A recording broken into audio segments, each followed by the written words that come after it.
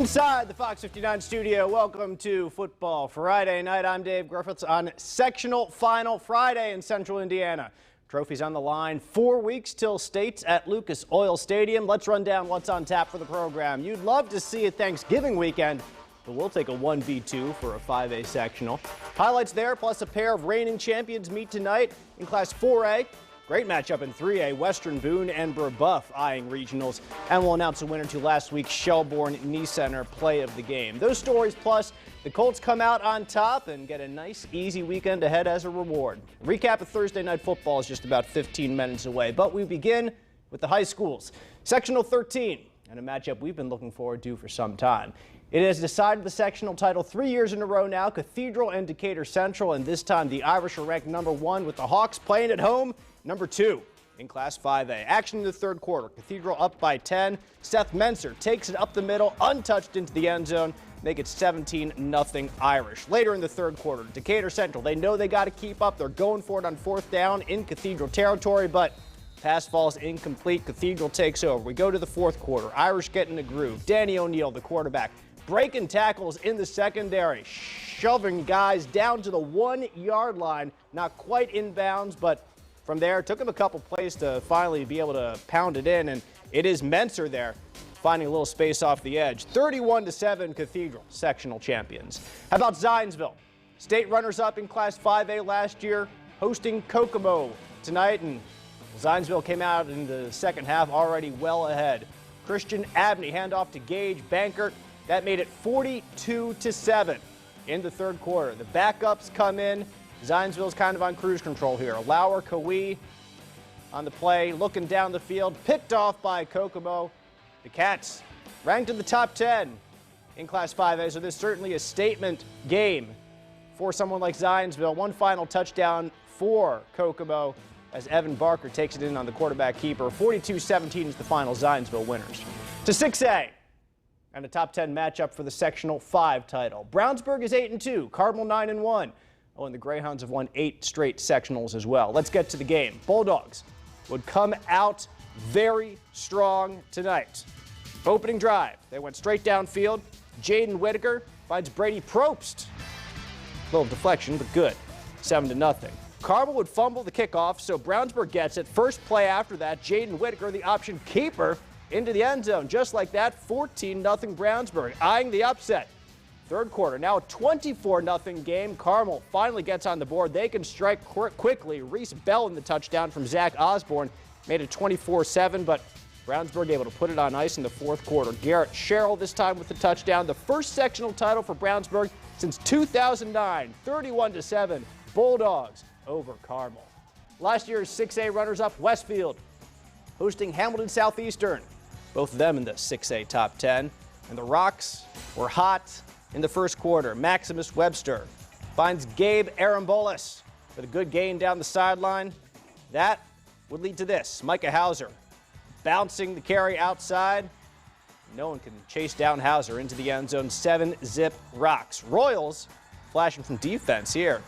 Jackson Constantine gets to the quarterback, drops him for a loss. HSE, though, still down by 7 points. That would change just before the half. The Royals punch it in. Owen Jones finds pay dirt.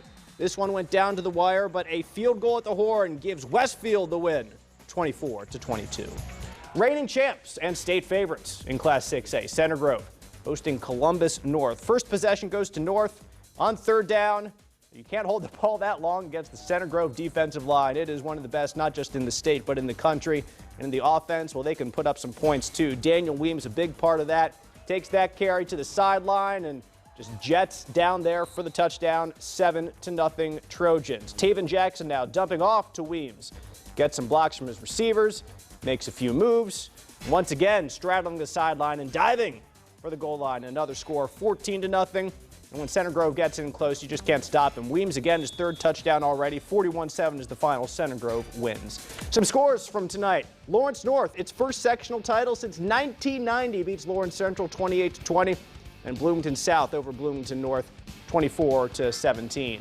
Connorsville, Mount Vernon, well, some games here a bit of a blowout, but many of them close, like Eastbrook-Tipton, 28-21 for the top-ranked squad in Class 2A. Bishop Chatard's 3A championship last year propelled them up to Class 4A this year. where the Roncalli Royals have been waiting. Unbeaten so far this year. Their last loss actually came to Bishop Chatard last season.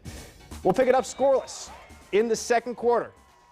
In fact, the last play of the quarter, 2 seconds to go. Aiden Leffler back to pass, swings out to Luke Hansen. Hansen gets into the end zone for the first points of the game. It's 7-0 Roncalli. Third quarter now. Bishop Chatard had some good talks in the locker room because here Carter St. John goes long, finds TJ Ford all the way down to the 1-yard line. That was very close to a touchdown, but nevertheless, the Trojans are able to punch it in as Tommy Hannon takes it and bounces it outside and knots it up 7 apiece. Roncalli now. Leffler, one of the best quarterbacks in the state, airing it out long, finds Zach Arman. And no one's going to be able to catch him. 56 yards to the house, Roncalli wins 35-21. 2A champs Western Boone now up in Class 3A, taking on Brebeuf Jesuit.